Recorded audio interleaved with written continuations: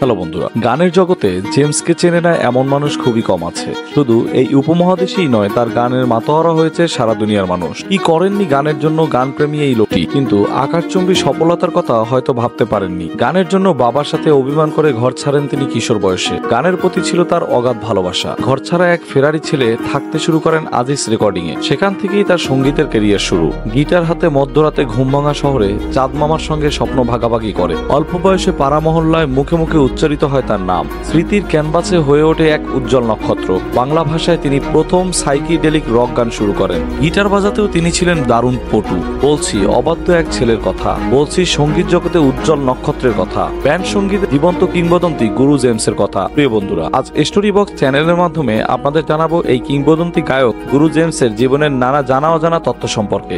সারা দেশ ও পৃথিবীর মানুষ যাকে নগরবাউল জেমস হিসেবে চেনে, তার প্রকৃত নাম হলো ফারুক মাহফুজ আনাম। তাকে প্রায়শই গুরু নামে অভিহিত করা হয়। ভক্তরা ভালোবেসে তাকে গুরু নামেই ডাকে। চট্টগ্রাম শহরে বেড়ে ওঠা দেশ সেরা রকস্টার জেমস 1964 সালের 2রা অক্টোবর জন্মগ্রহণ করেন নওগাঁয়। তিনি শুধু দেশ সেরা গায়কই না, তিনি একাধারে প্রথম সারির গিটারিস্ট, গীতিকার, সুরকার ও জনপ্রিয় মডেলও। তার বাবা ছিলেন একজন উচ্চপদস্থ সরকারি কর্মকর্তা। তিনি একসময় ঢাকা শিক্ষা বোর্ডের চেয়ারম্যান হিসেবে দায়িত্বরত ছিলেন। শৈশবে গিটারের প্রেমে পাগল হয়ে ওঠেন গুরু জেমস, কিন্তু বাবা মোজাম্মেল, মা জাহানারা খাতুন কেউই চাননি যে তাদের ছেলে গানের দলে যুক্ত হোক। বাবা চাইতো তার ছেলেও তার মতো সরকারি চাকরি করবে। তবে গানের প্রেমে বাবার সাথে অভিমান করে 1980 সালে মাত্র 16 বছর বয়সে তিনি ঘর ছাড়েন। চট্টগ্রামে আজিজ বোর্ডিং এর 36 নম্বর কক্ষে তিনি থাকতে শুরু করেন। সেখানে তিনি তার বন্ধুদের নিয়ে প্রতিষ্ঠিত করেন ফিলিং নামে একটি ব্যান্ড। 1985 থেকে 86 সালে জেমস চলে আসেন ঢাকায়। 1987 সালে বের হয় জেমসের প্রথম অ্যালবাম স্টেশন রোড। 1988 সালে বের হয় জেমসের প্রথম একক অ্যালবাম অনন্যা, যার সবগুলো গানই ছিল সত্যি অনন্য ও ব্যতিক্রম।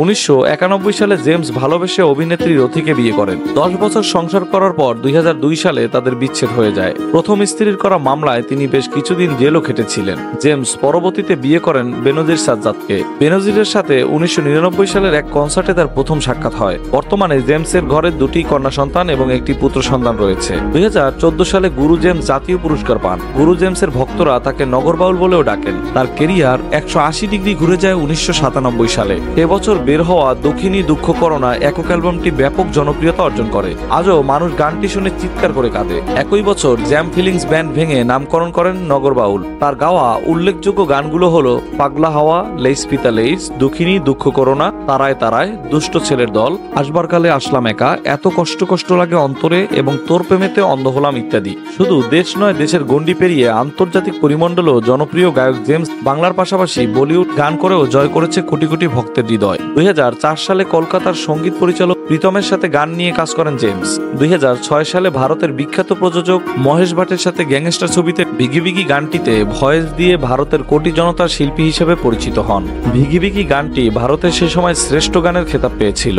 এরপর একই প্রযোজকের ও লামহে মেট্রো ছবিতে কণ্ঠ দিয়ে চমকে দিয়েছেন পুরো ভারতকে। জেমসের হিন্দি জনপ্রিয় গানগুলোর মধ্যে রয়েছে আলবিদা, ভিগি ভিগি, চল চলে, বেবাসি ইত্যাদি। মানুষ বলিউডে কাজ করতে চেয়েও তা পায় না, তবে জেমস স্বেচ্ছায় বলিউডের জনপ্রিয়তা শীর্ষে থাকলেও ফিরে এসেছেন বলিউড। 2000 সালের প্রথম দিকে জেমস পেপসির একটি বিজ্ঞাপন চিত্রে অংশগ্রহণ করেন। এটিই ছিল তার প্রথম বিজ্ঞাপন।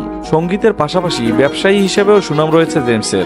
রেড ডট এন্টারটেনমেন্ট নামেও একটি প্রোডাকশন হাউস পরিচালনা করেন তিনি। তাকে যদি বাংলাদেশের মার্ক ক্যানফ্লার ও এরিক ক্ল্যাপটন বলা হয় তবে তা ভুল হবে না, কারণ বাংলাদেশে তিনিই প্রথম সাইকিডেলিক রক শুরু করেন। অনেক গীতিকার তার জন্য সঙ্গীত রচনা করেছেন, তার মধ্যে কবি শামসুর রহমান, প্রিন্স মাহমুদ ও শিবলি উল্লেখযোগ্য।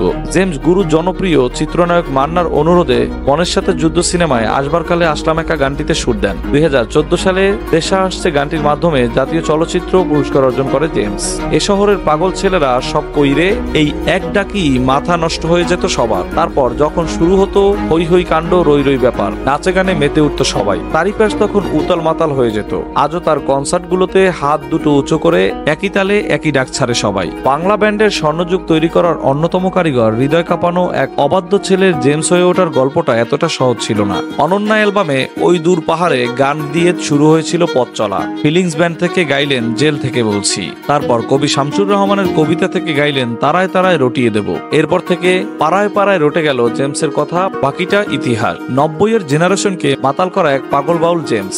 মঞ্চে উঠে জোরে জোরে ডাক দিত গুরু গুরু, সেই ডাক শুনে পারলে সিকিউরিটি ভেঙে মঞ্চে উঠে যেতে চাইতো তার ভক্তরা। তারপর শুরু হতো সাথে হারিয়ে যাওয়ার গল্প। কি করেননি গুরু, মা কাঁদিয়েছেন, বাবা কাঁদিয়েছেন, দুষ্ট ছেলের দল গানে গ্যালারি কাঁপিয়েছেন। বাংলাদেশের গানে দেশকে ভালোবাসতে শিখিয়েছেন আমার সোনার বাংলা গানের মাধ্যমে। মীরাবাই গানের মাধ্যমে সবাইকে নাচিয়েছেন। দক্ষিণী দুঃখ করোনা গানে দুঃখ ভোলাতে শিখিয়েছেন। মানুষ টিফিনের পয়সা বাঁচিয়ে, গাড়ি ভাড়া বাঁচিয়ে, নানাভাবে টাকা বাঁচিয়ে এইসব গানগুলোর অ্যালবাম কিনতেন। এখনো গুরুর কণ্ঠের লাইনগুলো শুনলে শিরদাঁড়া দিয়ে শিহরণ বয়ে লোম দাঁড়িয়ে যায়। গলায় আটকে থাকা জেদ, বিরহ, ক্রোধ, অভিমানগুলো চিৎকার করে সেই গানগুলোর লাইন বলতে শিখিয়েছেন গুরু জেমস।